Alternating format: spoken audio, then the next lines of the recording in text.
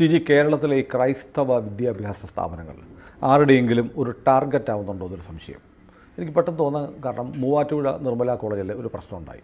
അവിടെ വിദ്യാർത്ഥിനികൾക്ക് നമാസ് നടത്താൻ നിസ്കരിക്കാൻ മുറി വേണമെന്നായിരുന്നു. അത് ഏതാണ്ട് ഒരു തരത്തിൽ പറഞ്ഞ് അവസാനിപ്പിച്ചെന്ന് തോന്നുന്നു. മാനേജ്മെൻറ്റ് ചില അച്ചടക്ക നടപടിയൊക്കെ ആയിട്ട് മുന്നോട്ട് പോകുന്നൊക്കെ പറയുന്നുണ്ടെങ്കിൽ പിന്നീട് വാർത്തകളിലൊന്നുമില്ല. അപ്പോൾ അത് കഴിഞ്ഞിട്ട് 2 ആഴ്ച കഴിയുന്നതേ ഉള്ളൂ. ഇപ്പോൾ കോതമംഗലത്ത് മൂവാറ്റുപുഴയിൽ നിന്ന് കഷ്ടിച്ചൊരു 10-25 കിലോമീറ്റർ പോയാലുള്ള കോതമംഗലത്തെ Peringottoor Saint Joseph higher secondary സ്കൂളിൽ ഒരു പ്രശ്നം ഉണ്ടായിരിക്കുന്നു. അവിടെ KCBC ജാഗ്രതാ കമ്മീഷൻ്റെ വക്താവായ ഫാദർ ജേക്കബ് രത്തപ്പള്ളി ഇതേക്കുറിച്ച് പറയുന്നത് ഇങ്ങനെയാണ്. അതായത് അവിടെ ഒരു ഹയർ സെക്കൻഡറി സ്കൂളിലെ +2 ക്ലാസ്സിൽ 2 കുട്ടികൾ നിസ്കരിക്കുന്നത് ടീച്ചർ കണ്ടു. ടീച്ചർ പറഞ്ഞു ഇങ്ങനെ ചെയ്യാൻ പാടില്ല എന്ന് പറഞ്ഞു. കുട്ടികളപ്പോൾ പറഞ്ഞു ഞങ്ങൾ നിസ്കരിക്കുന്നൊന്നുമില്ല, ഞങ്ങൾക്ക് മുറിയൊന്നും വേണ്ട, ഞങ്ങൾ ഇവിടെ അങ്ങ് ചെയ്തോളാം. ടീച്ചർ പറഞ്ഞു പറ്റില്ല എന്ന് പറഞ്ഞു. പിറ്റേന്ന് അതിലൊരു കുട്ടിയെ വന്നുള്ളൂ. ആ കുട്ടി വീണ്ടും നിസ്കരിച്ചപ്പോൾ ഈ ടീച്ചർ ഈ കുട്ടിയെ കൂട്ടിക്കൊണ്ട് പ്രിൻസിപ്പളിൻ്റെ അടുത്ത് പോയി. പേരൻസിനെ വിളിപ്പിച്ചു. പേരൻസ് ആദ്യമൊക്കെ അവർ പറഞ്ഞു ഞങ്ങളുടെ അവകാശമൊക്കെ എന്ന് പറഞ്ഞെങ്കിൽ ശരി സ്കൂളിലെ ചട്ടം അങ്ങനെയാണെങ്കിൽ ഞങ്ങൾ അനുസരിക്കാൻ തയ്യാറാണെന്ന് പറഞ്ഞു. ആ കുട്ടി പോയി. പിറ്റേന്ന് തലേ ദിവസം വരാതിരുന്ന കുട്ടി വന്നു. ആ കുട്ടി നിസ്കരിച്ചു. വീണ്ടും പ്രിൻസിപ്പൾ വിളിച്ചു. പേരൻസിനെ വിളിച്ചപ്പോൾ പേരൻസ് പറഞ്ഞു ഇത് ഞങ്ങളുടെ അവകാശമാണ്, ഞങ്ങളുടെ ജീവിതചര്യയുടെ മതജീവിതചര്യയുടെ ഭാഗമാണ്, ഞങ്ങൾക്ക് നിസ്കരിച്ചേ പറ്റൂ എന്ന് പറഞ്ഞു. അങ്ങനെ പെരിങ്ങോട്ടൂർ സ്കൂളിൽ അടുത്ത നിർമ്മല കോളേജ് ഇൻസിഡൻറ്റ് ആവർത്തിക്കുകയാണ്. അപ്പോൾ ഈ ഫാദർ ജേക്കബ് രത്തപ്പള്ളിയിൽ പറയുന്നത് ഇത് മൂവാറ്റുപുഴ സംഭവത്തിനുള്ളൊരു മറുപടിയായിട്ടാണ് ഞങ്ങൾക്ക് ഫീൽ ചെയ്യുന്നത്. ഞങ്ങളുടെ വിദ്യാഭ്യാസ സ്ഥാപനങ്ങൾ ഞങ്ങൾക്ക് ന്യൂനപക്ഷം എന്ന നിലയിലുള്ള അവകാശമുണ്ട്, അതനുസരിച്ച് നടത്തും. KERൽ നിസ്കാരത്തിന് സൗകര്യം സ്കൂളിൽ ചെയ്തു കൊടുക്കണം എന്ന് വ്യവസ്ഥയില്ല. വെള്ളിയാഴ്ച ഒരിളവ് മാത്രമേ പറഞ്ഞിട്ടുള്ളൂ. അതിവിടെയുണ്ട്, അത് നടപ്പാക്കുന്നുണ്ട്. നിസ്കരിക്കണമെങ്കിൽ കുട്ടികളെ പേരൻസ് കൊണ്ട് നിസ്കരിക്കണം. ആ പ്രശ്നം തീർന്നിട്ടില്ല. മൂവാറ്റുപുഴയിലെ പ്രശ്നം കോതമംഗലത്ത് ഇപ്പോൾ കത്തി നിൽക്കുകയാണ്. അത് ഏകദേശം എല്ലാ ക്രിസ്ത്യൻ മാനേജ്മെൻറ്റ് സ്കൂളുകളിലും ഈ പ്രശ്നം വരും. ക്രിസ്ത്യൻ മാനേജ്മെൻറ്റ് ഇതിൻ്റെ ഭീഷണിയുടെ ഗൗരവം ഇപ്പോഴും അംഗീകരിക്കാൻ തയ്യാറല്ല. അതാണ് പ്രശ്നം. ഇത് ഞാൻ പറയട്ടെ, ഈ പ്രൊഫസർ TJ ജോസഫിൻ്റെ കൈവെട്ടിയത് വലിയൊരു സിഗ്നലായിരുന്നു ക്രിസ്ത്യാനികൾക്ക്. മുഹമ്മദിനെ വിമർശിച്ചതിൻ്റെ പേരിലാണ് കൈവെട്ടിയതെന്നൊക്കെ പറയുമെങ്കിലും ശരിയാണ്, അങ്ങനെ ചെയ്തു എന്ന് പറഞ്ഞാണ് കൈവെട്ടിയത്. അങ്ങനെ ചെയ്തതില്ലേ എന്നൊക്കെ ഉള്ളത് പറയാറ്. ഏതായാലും കൈയും കാലും വെട്ടി. ഈ കൈയും കാലും വെട്ടിയത് ക്രിസ്ത്യാനികൾക്കുള്ളൊരു മെസ്സേജായിരുന്നു വാസ്തവത്തിൽ. Be careful. പക്ഷേ സഭ ഒന്നും ചെയ്തത് ഈ മനുഷ്യനെ അങ്ങ് ഉപേക്ഷിച്ചു, പേടിച്ചുപോയി. പുള്ളിയെ പിരിച്ചുവിടാൻ കാരണം ഞാൻ പലരോടും അന്വേഷിച്ചു. അപ്പോൾ മുസ്ലിം വിഭാഗത്തിൽ നിന്ന് ഒരു ഭീഷണിയുണ്ടായി. നിങ്ങൾ ഈ മുഹമ്മദിനെ നിന്ദിച്ച പ്രവാചക നിന്ദ എന്നാണല്ലോ അവർ പറയുന്നത്. പ്രവാചക നിന്ദയുടെ പേരിൽ നിങ്ങൾ ആ അധ്യാപകനെതിരെ നടപടി എടുത്തില്ലെങ്കിൽ നിങ്ങളുടെ എല്ലാ പള്ളിക്കൂടത്തിൽ നിന്നും മുസ്ലിം സ്റ്റുഡൻസിനെ ഞങ്ങൾ പിൻവലിച്ചാൽ ഉണ്ടാകുന്ന ഡിവിഷൻ ഫോൾ, അതേ ചൊല്ലി ഉണ്ടാകുന്ന ജോലിയുടെ പ്രശ്നം, ഇതൊക്കെ കൊണ്ട് സഭ ഭയന്നുപോയി. സഭ ഒരു സംഭാഷണത്തിലും പറഞ്ഞിട്ടുണ്ട്. അങ്ങനെയാണ് സഭ പ്രൊഫസറെ ഉപേക്ഷിക്കുന്നത്. അവിടെ ആദ്യമായിട്ട് സഭ കീഴടങ്ങുകയായിരുന്നു. ഭീഷണിക്ക് കീഴടങ്ങുക എന്നാണ്. തോൽക്കുന്നത് നിങ്ങളൊരു ഫൈറ്റ് നടത്തിയാണ്. ഇത് ഫൈറ്റൊന്നും നടത്തിയില്ല, നിരുപാധികം വഴങ്ങിക്കൊടുത്തു. പിന്നീട് ഇപ്പോൾ മൂവാറ്റുപുഴ നിർമ്മല കോളേജിൽ നോക്കൂ, ഒരു നടപടിയും എടുത്തിട്ടില്ല, ഒരു ചുക്കും ചെയ്തിട്ടില്ല. അതും ഒരു തരം കീഴടങ്ങലാണ്. ഞാനിത് പറയുന്നത് ഇപ്പോൾ ഇവരുടെ രക്ഷിതാക്കളെ വിളിച്ചുകൊണ്ട് വരാൻ പറഞ്ഞു. നിർമ്മല കോളേജിൽ എന്താ രക്ഷിതാക്കളെ വിളിക്കാഞ്ഞത്? നിർമ്മല കോളേജിൽ പോകുന്നത് മഹല്ല് കമ്മിറ്റിക്കാരാണ്. മഹല്ല് കമ്മിറ്റിക്ക് പള്ളിക്കൂടത്തിൽ എന്താ കാര്യം? മഹല്ല് കമ്മിറ്റിയുടെ ആരുടെയെങ്കിലും മക്കൾ ഇതിലുണ്ടെങ്കിൽ അയാളുടെ മകൾ എന്നുള്ള രീതിയിൽ അയാൾക്ക് വേണമെങ്കിൽ വരാം. അതല്ലാതെ മഹല്ല് കമ്മിറ്റിക്ക് ഇതിനകത്ത് യാതൊരു റോളുമില്ല. മഹല്ല് കമ്മിറ്റിയെ പങ്കെടുപ്പിച്ചത് തന്നെ അവരുടെ ഉറപ്പ്, അവർ ഖേദം പ്രകടിപ്പിച്ചു എന്നൊക്കെ പറഞ്ഞത് അന്നേ ഞാനിത് ചലഞ്ച് ചെയ്തിരുന്നു. ഞാൻ പറഞ്ഞു ഇതൊരു കീഴടങ്ങലാണ്.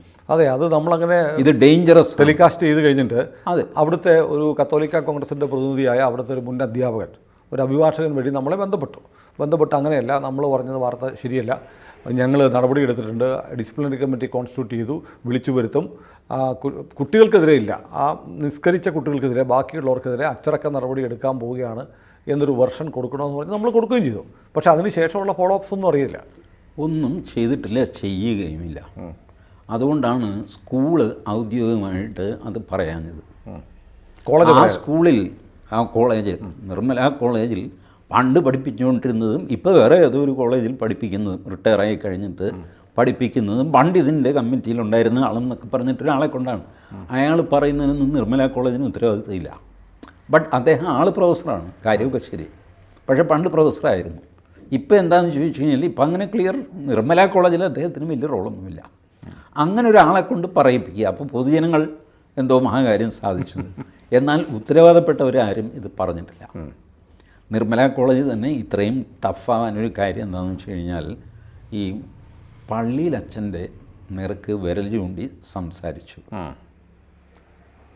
പള്ളിയിലച്ഛനെ ഉപദ്രവിച്ചു കഴിഞ്ഞാൽ സഭ ആക്ഷൻ എടുക്കും, ടഫ് സ്റ്റാൻഡ് എടുക്കും. അൽമായരെ ഉപദ്രവിച്ചാൽ എടുക്കില്ല. അതാണ് പ്രൊഫസർ ടി ജെ ജോസഫിന് സംഭവിച്ചത്. ടി ജെ ജോസഫ് പള്ളിയിലച്ഛനല്ല, അൽമായനാണ്. പൂഞ്ഞാറിൽ പള്ളിയിലച്ഛൻ്റെ ദേഹത്തൂടെ വണ്ടി കയറ്റിയിട്ട് ഒന്നും ചെയ്തില്ല സഭ. അത് കാരണം അത് കമ്മ്യൂണിറ്റി വേറെ ആയതുകൊണ്ടും അവിടുത്തെ ഭൂരിപക്ഷത്തിൻ്റെ നിലപാടും ഒക്കെ വെച്ചിട്ട് സഭയൊന്ന് അഡ്ജസ്റ്റ് ചെയ്ത് കൊടുത്തതാണ്. സാധാരണ ഇതിൽ വികാരി അച്ഛൻ്റെ മേത്ത് വണ്ടി കയറ്റി കഴിഞ്ഞാൽ സഭ വെറുതെ ഇരിക്കുകയൊന്നുമില്ല.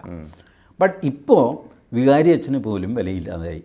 ഞാൻ പറയട്ടെ, പാലാ ബിഷപ്പിനെതിരെ അദ്ദേഹം കുറവിലങ്ങാട് പള്ളിക്കുള്ളിൽ നടത്തിയ ഒരു പ്രസംഗം, ആ പ്രസംഗത്തിൽ വിദ്വേഷ പ്രസംഗമായിട്ടൊന്നും തന്നെയില്ല. ലവ് ജിഹാദ്, മറ്റേ ഡ്രഗ് ജിഹാദ്, അദ്ദേഹം വേറെ എന്തോ പറയാം, മയക്കുമരുന്ന് വെച്ച് ജിഹാദ് നടത്തുന്ന ഇതാണ്. ഇത് നാർക്കോട്ടിക് ജിഹാദ് ഈ നമ്മളുടെ ഫ്രൂട്ട്സ്, മറ്റേ ഷേക്ക്, മുന്തിരിച്ചാറൊക്കെ വിൽക്കുന്ന കടകളിൽ, ജ്യൂസ് കട, ഈ ജ്യൂസ് കടകളിലൂടെ ഇതൊക്കെ നടക്കുന്നുണ്ട്, വളരെ സൂക്ഷിക്കണം എന്നൊക്കെയാണ് അദ്ദേഹത്തിൻ്റെ പ്രസംഗം. അതിൽ വിദ്വേഷം എന്താണെന്ന് എനിക്ക് മനസ്സിലായില്ല. സ്വന്തം സഭയിലെ ആളുകളോട് അദ്ദേഹം പറഞ്ഞൊരു ഉപദേശമാണ്, അദ്ദേഹം പറഞ്ഞ കാര്യമാണ്. ഇനി നാട്ടുകാരോട് പറഞ്ഞാലും അതിൽ വിദ്വേഷമൊന്നുമില്ല. പക്ഷേ അദ്ദേഹത്തിനെതിരെ FIR ഇട്ടു. പാലാ ബിഷപ്പിൻ്റെ വീട്ടിലേക്ക്, അരമനയിലേക്ക് പോപ്പുലർ ഫ്രണ്ടും ബാക്കിയുള്ളവരൊക്കെ കൂടെ മാർച്ച് ചെയ്തു.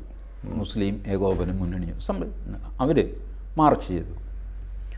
ഞാൻ ഓർത്ത് പാലാ നടുങ്ങിപ്പോകുമെന്ന് വിചാരിച്ചു. കാരണം കേരളത്തിലെ വത്തിക്കാനാണ് പാലാ. അതെ അതെ, ആ വത്തിക്കാനിലാണ് ഇസ്ലാമിസ്റ്റ് പ്രകടനം. ഒന്നും സംഭവിച്ചില്ല. ആ FIR ഇപ്പോഴും നിലനിൽക്കുന്നു. ആ FIR ക്വാഷ് ചെയ്യാനായിട്ട് ബിഷപ്പ് കോടതിയിൽ പോകുകയോ അല്ലെങ്കിൽ FIR ക്ലോസ് ചെയ്യാനായിട്ട് പോലീസ് തയ്യാറാകുകയോ ഒന്നും ചെയ്തിട്ടില്ല. ഇത് വേറൊരു സിഗ്നലാണ്. ഞങ്ങൾ പ്രത്യേകിച്ചൊന്നും ചെയ്യാൻ പോകുന്നില്ല, അതിനുള്ള ത്രാണിയില്ല. ഇന്നും ക്രൈസ്തവ സഭയ്ക്കുള്ളിൽ ഒരു ക്ലാരിറ്റി ഇല്ല ഹൗ ടു ഡീൽ വിത്ത് ഇസ്ലാം.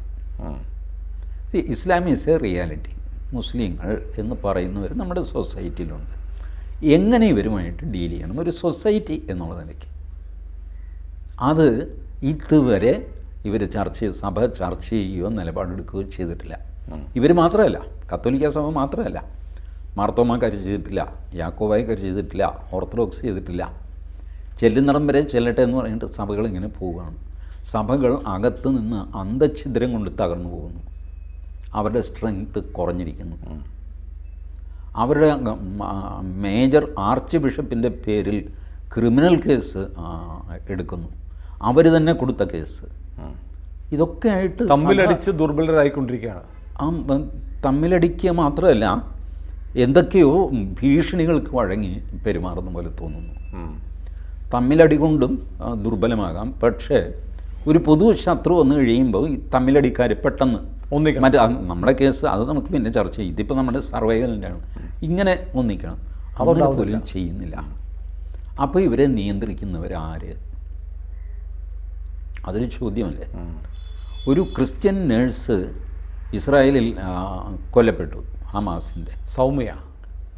ആ നേഴ്സിനെ ഇവിടെ കൊണ്ടുവന്ന് അടക്കം ചെയ്ത് അതിന് ഫേസ്ബുക്ക് പോസ്റ്റ് ഇട്ടു എന്നൊക്കെ പറഞ്ഞിട്ട് പാലാ MLA മാണി സി കാപ്പൻ ആ ഫേസ്ബുക്ക് പോസ്റ്റ് തിരുത്തേണ്ടി വന്നു. ഉമ്മൻചാണ്ടി തിരുത്തി, പിണറായി പിൻവലിച്ചു, എന്തൊക്കെയോ ചെയ്തു. സഭ എന്ത് ചെയ്യായിരുന്നു? അൽമായരുടെ മൃതദേഹത്തിൻ്റെ സംരക്ഷണം പോലും ഏറ്റെടുക്കാൻ സഭയ്ക്ക് സാധിക്കുന്നില്ല. സഭ അന്ന് ബോൾഡായിട്ട് പറയേണ്ടതായിരുന്നു, ഹമാസ് തീവ്രവാദ സംഘടന തന്നെയാണ്, നിങ്ങൾക്ക് ഇഷ്ടപ്പെട്ടാലും ഇഷ്ടപ്പെട്ടില്ലെങ്കിലും. ആ സംഘടനയുടെ ആക്രമണത്തിലാണ് ഞങ്ങളുടെ ഒരു മെമ്പർ കൊല്ലപ്പെട്ടത്. അതിൻ്റെ പേരിൽ ഈ ബഹളം നടക്കുന്നത് അനാവശ്യമാണ്. നിങ്ങളുടെ ബഹളം കണ്ടൊന്നും ഞങ്ങൾ ഇളകാൻ പോകും. അൺഈക്വൽ ടേംസിൽ സംസാരിക്കണ്ടേ, അത് ചെയ്യില്ല. അതേസമയം RSS ആണെങ്കിൽ ചെയ്യുകയും ചെയ്യും. ഉദ്ദണ്ഡപൂരിൽ ഒരു കന്യാസ്ത്രീയെ ബജറംഗ് ദൾകാരൻ തുറച്ചു നോക്കി എന്ന് പറഞ്ഞു കഴിഞ്ഞാൽ ഇവിടെ സിനഡ് കൂടിയിട്ട് പ്രമേയം പാസ്സാക്കും. KCBC ഒക്കെ കൂടും. KCBC പ്രമേയം പാസ്സാക്കും. സംഘപരിവാർ ആക്രമണത്തിൽപ്പെട്ട് ചതഞ്ഞരയുന്ന ജന്മങ്ങൾ എന്നൊക്കെ ഭരണഘടന സംരക്ഷിക്കണം, ഉയർത്തിപ്പിടിക്കണം. ചതഞ്ഞിട്ടുമില്ല, അരഞ്ഞിട്ടുമില്ല. അയാൾ പോണ വഴിക്ക് കന്യാസ്ത്രീയെ കണ്ടപ്പോൾ പരിചയമുണ്ടല്ലോ എന്ന് തോന്നിയിട്ടോ മറ്റോ ഒന്ന് നോക്കിക്കാണും. ഇത്രയുള്ളൂ സംഭവം. അതും ഉദ്ദണ്ഡപൂരിൽ, അതെവിടെയാണെന്ന് പോലും ആർക്കും അറിയില്ല.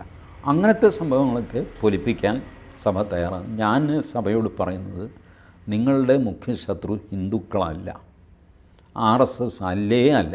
ഇനി ഇതെന്നാണ് നിങ്ങൾ മനസ്സിലാക്കാൻ പോകുന്നത്? ഒരിക്കൽ ഈ റാഡിക്കൽ ഇസ്ലാമിൻ്റെ ഭരണത്തിന് കീഴിൽ വന്നു കഴിയുമ്പോൾ നിങ്ങൾ റിഗ്രറ്റ് ചെയ്യും. അയ്യോ ഞങ്ങളുടെ സുഹൃത്തുക്കൾ വേറെയായിരുന്നു എന്ന് മനസ്സിലാവും. ഇപ്പോൾ വീണ്ടും അവർ നിർമ്മല കോളേജിലെ സംഭവം കഴിഞ്ഞപ്പോൾ അതിൻ്റെ ഒരു ക്ലോഷറായിട്ട് അവർ ചെയ്തത് എന്താ? ഈ പരിപാടി തീർന്നു, ഇനി ഇതേപ്പറ്റി വിവാദങ്ങൾ അത് കോളേജിൻ്റെ പാരമ്പര്യം ഉയർത്തിപ്പിടിച്ചപ്പോഴാണ് കോതമംഗലത്ത് അടുത്ത സ്കൂളിലോട്ട് പോയി. അവർ കോളേജ് വിട്ട് അടുത്ത സ്കൂളായി. അതിനിപ്പോൾ കോളേജ് അവർ വിടുകയൊന്നുമില്ല, അവർ കോളേജൊന്നും വിടുകയൊന്നുമില്ല. നിർമ്മല കോളേജ് വിടത്തില്ല. അപ്പോൾ ഇത് പണ്ടപ്പോഴേ TG പറഞ്ഞപ്പോഴാണ് എനിക്ക് പെട്ടെന്നൊരു ഓർമ്മ വരുന്നത്. ജൂലൈ 29 നമ്മുടെ ഡോക്ടർ KS രാധാകൃഷ്ണൻ ഉണ്ടല്ലോ, നമ്മുടെ വൈസ് ചാൻസലറും മഹാരാജസിലും ഉൾപ്പെടെ അധ്യാപകനും ഒക്കെ ആയിരുന്ന അദ്ദേഹം ഒരു ഫേസ്ബുക്ക് പോസ്റ്റ് എഴുതിയിരുന്നു. ഞാൻ ഓർത്തത് വലിയ വിവാദമാവുന്നത്. ആ ഫേസ്ബുക്ക് പോസ്റ്റിൽ പുള്ളി പറയുന്നത്, മഹാരാജസ് കോളേജിൽ അറബി ഇസ്ലാമിക് ചരിത്ര ഡിപ്പാർട്ട്മെൻറ്റുകളുടെ ഇടയിലുള്ള 2 മുറികൾ അവിടെ പുൽപ്പായൊക്കെ വിരിച്ചിട്ട് ഓൾറെഡി മുസ്ലിം പള്ളിയാണ് എന്ന് അദ്ദേഹം പറയുന്നു. അത് BC ഒക്കെ ആയിരുന്ന ആളാണ്. അതുകൂടാതെ ആ കൂട്ടത്തിൽ പോസ്റ്റിൻ്റെ കൂട്ടത്തിൽ വേറൊന്നുകൂടെ പറയുന്നുണ്ട്. എറണാകുളം സെൻറ്റ് തെരേസാസ് കോളേജിൽ, കേരളത്തിലെ ഏറ്റവും വിഖ്യാതമായൊരു കോളേജുള്ളതാണ്, അവിടെയും ഒരു മുസ്ലിം പള്ളിയുണ്ട്. പിന്നെ പറയുന്നു മലബാറിലുള്ള പല ഗവൺമെൻറ് കോളേജുകളിലും മുസ്ലിം പള്ളിയുണ്ട് എന്ന് ജൂലൈ 29 അദ്ദേഹം ഒരു കുറിപ്പെടുത്തിയിട്ട് STC saint Teresa's college, Maharaja's college, ഇവിടെ നിന്നും ഒരു പ്രതികരണം ഉണ്ടാവില്ല.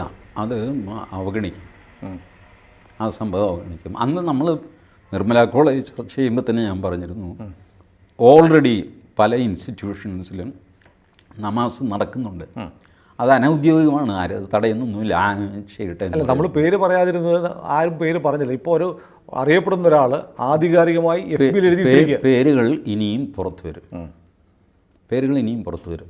അപ്പോൾ ഇതൊക്കെ അവർ അനുവദിക്കുന്നുണ്ട് ക്രൈസ്തവ സഭ.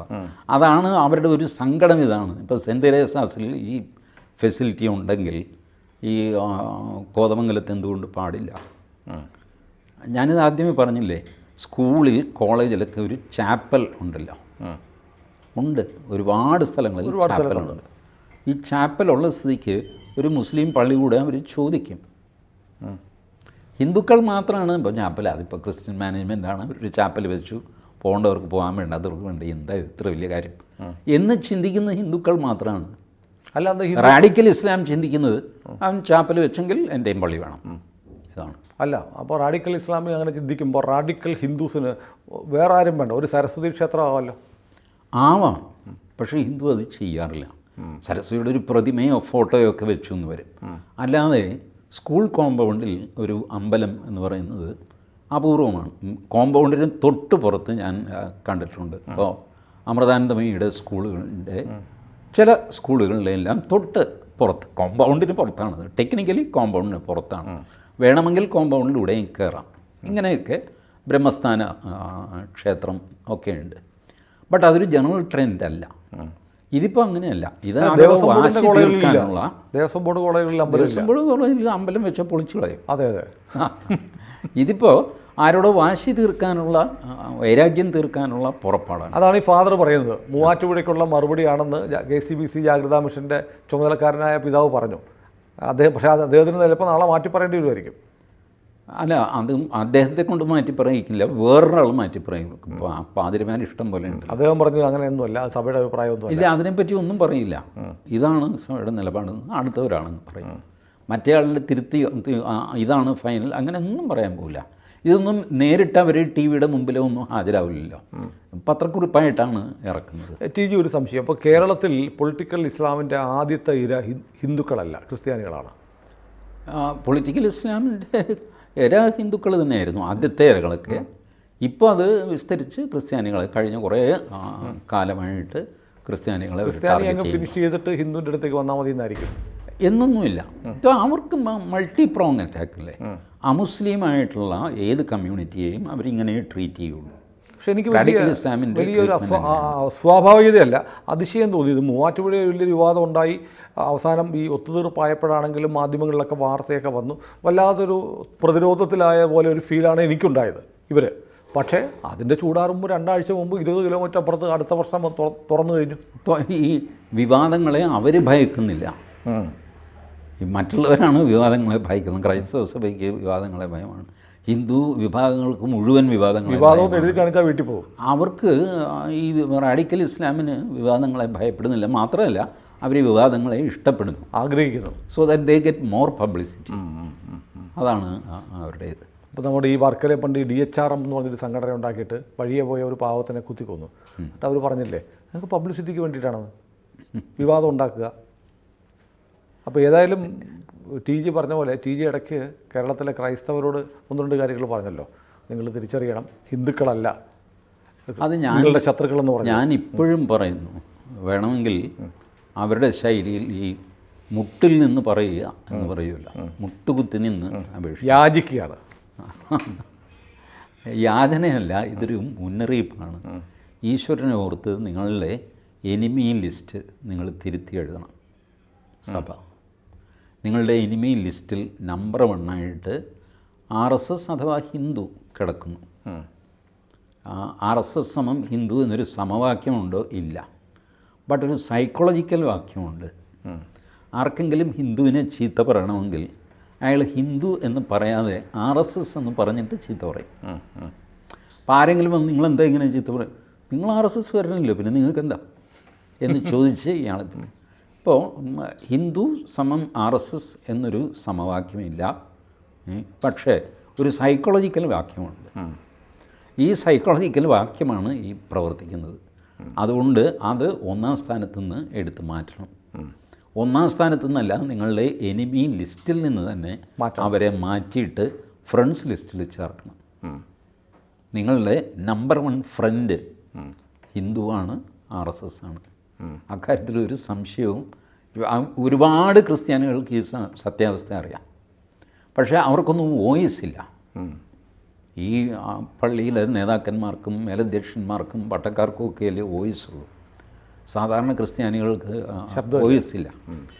സാധാരണ ക്രിസ്ത്യാനികളുടെ ശബ്ദം ABC കേൾക്കാം. നമ്മുടെ പ്രൊഫസർ സ്റ്റാൻലി സെബാസ്റ്റ്യൻ ഓർഡിനറി അൽമായനാണ്, സാധാരണ ഒരു ക്രിസ്ത്യാനിയാണ്.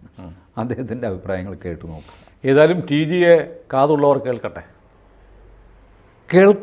കേൾക്കുന്നൊക്കെ ഉണ്ട്, ഇല്ലെന്നല്ല. ബട്ട് അവർ തീരുമാനം എടുക്കാൻ അവർക്ക് സാധിക്കുന്നില്ല.